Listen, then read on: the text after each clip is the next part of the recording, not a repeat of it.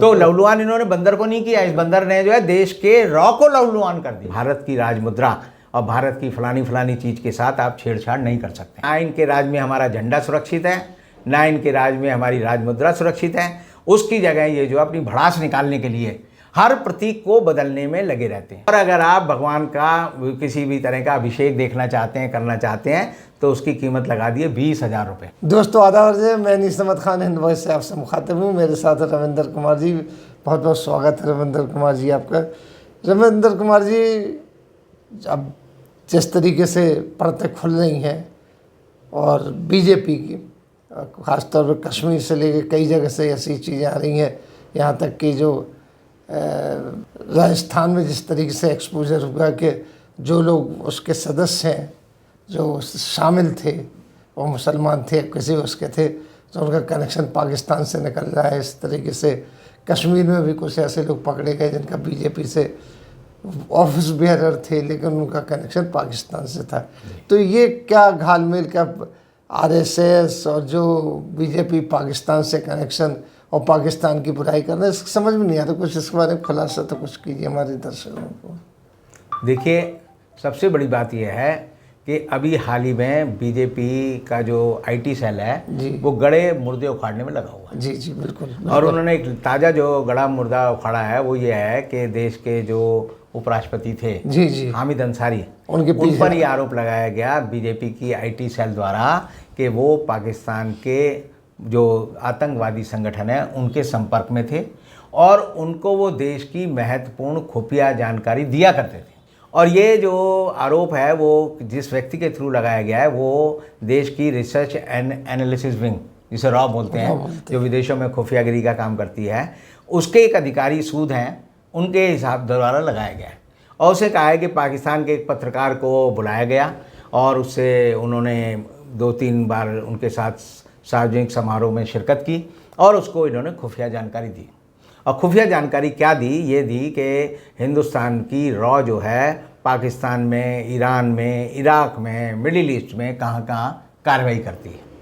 अब इस जानकारी का जो सबसे बड़ा नुकसान देश की सुरक्षा को है वो ये है कि कुलभूषण जाधव नाम का एक आदमी है जो पाकिस्तान की जेलों में बंद है। जी जी 2017 में उसको जो है मौत की सज़ा मिली और उसे फांसी होनी थी। उसके बाद ये मामला अंतर्राष्ट्रीय न्यायालय तक गया और वहाँ पर उसकी जो फांसी है उस पर फ़िलहाल रोक लगी हुई है। तो भारत सरकार का लगातार एक पक्ष था कि कुलभूषण जाधव एक व्यापारी है जिसे पाकिस्तान की खुफिया एजेंसी ने ईरान से पकड़ा और ईरान के बॉर्डर से लाकर पाकिस्तान में रख लिया और उस पर झूठे इल्ज़ाम लगाए। अब जो सूद साहब हैं जो कि बीजेपी के आईटी सेल के इशारों पर ये खुलासा कर रहे हैं, उनके कहने से ये बात सिद्ध हो जाती है कि कुलभूषण जाधव रॉ का एजेंट था। यानी कि एक तरह से ये ऐसी कूटनीति है कि आप अपनी चप्पल से अपना सर खुद पीट लें। ये भारतीय जनता पार्टी के नेताओं की और इनके जो समझदार लोग हैं जो कि इंटेलिजेंसी अपने को बोलते हैं, हालांकि शब्द पे अब जो है रोक लग गई है, आप जो है पार्लियामेंट में इन शब्दों को नहीं बोल सकते, बुद्धिजीवी, आंदोलनजीवी, ठीक है ना। जी जी। तो इन सब पे रोक लग गई है, लेकिन इससे भारत की खुफिया एजेंसियों के विदेश में काम करने के मामले को भारतीय जनता पार्टी ने सिर्फ हिंदुस्तान के एक ऐसे आदमी को जो कि हिंदुस्तान का उपराष्ट्रपति रह चुका है, जिसके संबंध जो है हिंदुस्तान की आज़ादी के आंदोलन से जुड़ा हुआ परिवार का, जी जी, उस आदमी को बदनाम करने के लिए उन्होंने रॉ को एक्सपोज कर दिया है। और रॉ जो है अब उसके हमारे जो विदेशी दूतावास में रॉ के एजेंट जो ईरान में है, इराक में है, अफगानिस्तान में है और मिडिल ईस्ट कंट्री में, पूरी दुनिया में है। हामिद अंसारी भी बहुत जगह डिप्लोमेट रहे हैं, जितने भी नहीं वो रहे डिप्लोमेट, लेकिन इन्होंने जो जिस करतूत किया है ये ऐसे है जैसे बंदर के हाथ में उस तरह मिल जाए और बंदर अपने को लहूलुहान कर ले। लहूलुहान कर रहा है। तो लहूलुहान इन्होंने बंदर को नहीं किया, इस बंदर ने जो है देश के रॉ को लहूलुहान कर दिया। रिसर्च एनालिसिस विंग के सारे एजेंटों की जान जो है इन्होंने जोखिम में डाल दी है। और एक तरह से ये स्वीकारोक्ति है, एक चर्च को मानना है कि हम लोग जो है विदेशों में ऐसी गंदी हरकतें करते हैं। अब आप देखेंगे कि भारतीय जनता पार्टी के हर पासा जो है इस समय उल्टा पड़ रहा है, हर पासा उल्टा पड़ रहा है। अभी मोदी जी ने एक जो है संसद भवन का जो नया इमारत बन रही है उस पर 3 शेरों की मूर्ति का अनावरण किया। अब मूर्ति का अनावरण किया और अनावरण होते ही जो है उससे क्या हुआ, बवाल मच गया, क्योंकि जो शेर की मूर्ति है, सारनाथ के 4 शेरों की मूर्ति जो 3 शेर हमें दिखते हैं हर समय 3 डायमेंशनल फिगर में, तो वो हमारे राजमुद्रा है। उसको बड़ा सोच समझ के, बड़ा शांत स्वभाव का शेर है। और वो शेर वो है जिसका बुद्धिज़्म से संबंध है, सम्राट अशोक ने जिसको बनाया था। और जब कलिंग में 60 लाख लोगों की मौत हो गई, उसके बाद जब उनके अंदर करुणा जागी, उन्होंने जो है ये कहा कि मैं पश्चाताप कर रहा हूँ, तब उसके प्रतीक के रूप में ये शेर माना जाता है कि शेर में ताकत है, लेकिन शेर कितना शांत और सौम्य और संयत है। अब उस शेर को जो है, अब ये ऐसा शेर बना दिया जो कि हमारी राजमुद्रा से बिल्कुल नहीं मिलता। तो आप देखिए, हिंदुस्तान में एक कानून है जिसका जो 1971 में इंदिरा गांधी ने पास किया था, वो था national emblem act, prevention of national insult to national symbols act. उसमें सजा का भी प्रावधान है। और उसका 2005 में फिर कानून आया जिसमें हमने किया कि जब हम किसी भी चीज़ का डिज़ाइन बनाते हैं, किसी भी चीज़ के अपने डिज़ाइन को एक्सेप्ट कराते हैं, तो उसमें भी ये लिखा है कि भारत की राजमुद्रा और भारत की फलानी चीज़ के साथ आप छेड़छाड़ नहीं कर सकते। रुकिए ज़रा, वीडियो का अहम पार्ट बाकी है। लेकिन आपके मन में बहुत सारे सवाल होंगे कि इतना सब कुछ होने के बाद भी भारतीय जनता पार्टी कैसे जीतती है। तो इन सभी सवालों के जवाब आपको इस हिंदी ऑडियो बुक में मिलेंगे, जिसका नाम ही है कैसे जीतती है भाजपा। और ये बुक आपको मिलेगी कुकू FM पर। कुकू FM दुनिया का सबसे popular Hindi audio learning platform है, जहां पर हजारों की तादाद में बुक हैं जो आप अपनी मनपसंद की भाषा में सुन सकते हैं, हिंदी और इंग्लिश के साथ भी। आप ट्रैवल कर रहे हैं, आप जिम कर रहे हैं, कहीं पर भी हैं, तो इन बुक का फायदा उठा सकते हैं, हिंदी में इन्हें सुन सकते हैं। और इसकी जो रेटिंग है वो 4.5 है। इसका सालाना प्राइस वैसे तो 399 है, लेकिन अगर आप हिंद वॉइस का कूपन इस्तेमाल करते हैं, कोड इस्तेमाल करते हैं HVO150, तो ये महज आपको 199 रुपये में मिलेगा। तो जाइए, डिस्क्रिप्शन में लिंक है और इसका फायदा जरूर उठाइए और जानिए कैसे जीतती है भाजपा।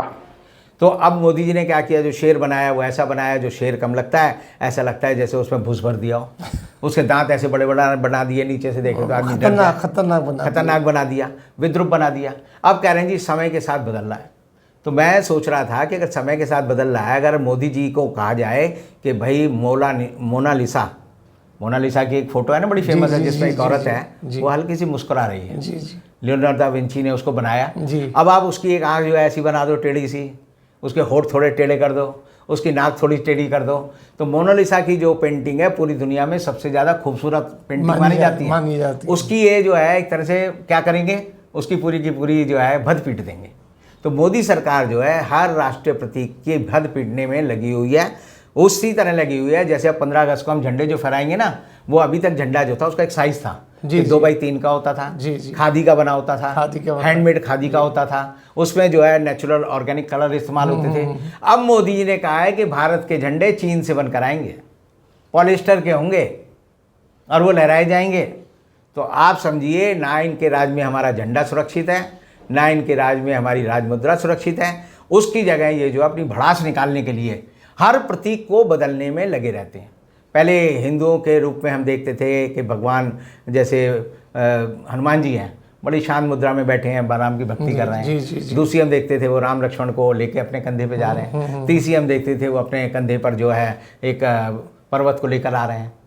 तो वो एक प्रतीक था, राम की बड़ी सौम्य प्रतीक थी। इसी तरह हम कृष्ण की देखते हैं। अब इन्होंने क्या किया, उन प्रतीकों में लोगों का गुस्सा भरना शुरू कर दिया।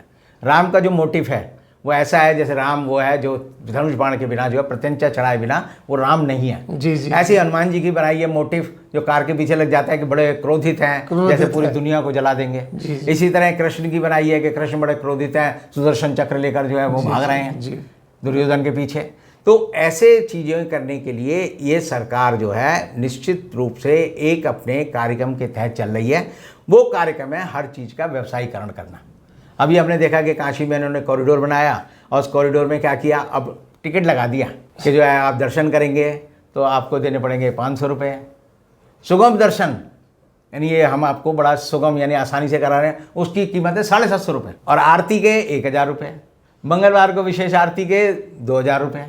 और अगर आप भगवान का किसी भी तरह का अभिषेक देखना चाहते हैं, करना चाहते हैं, तो उसकी कीमत लगा दिए 20,000 रुपये।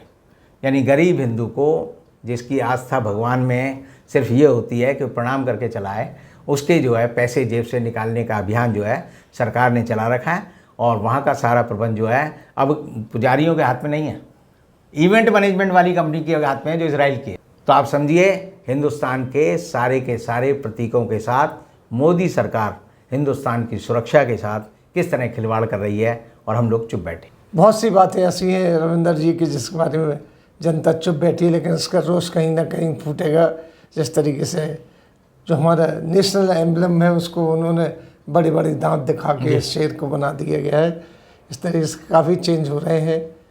बहुत बहुत शुक्रिया आपका, आपने एक्सपोज किया। इसी के साथ हम आपसे लेते हैं विदा। अगले अंक में फिर रविंदर जी के साथ हाजिर होंगे, तब तक के लिए दीजिए इजाज़त।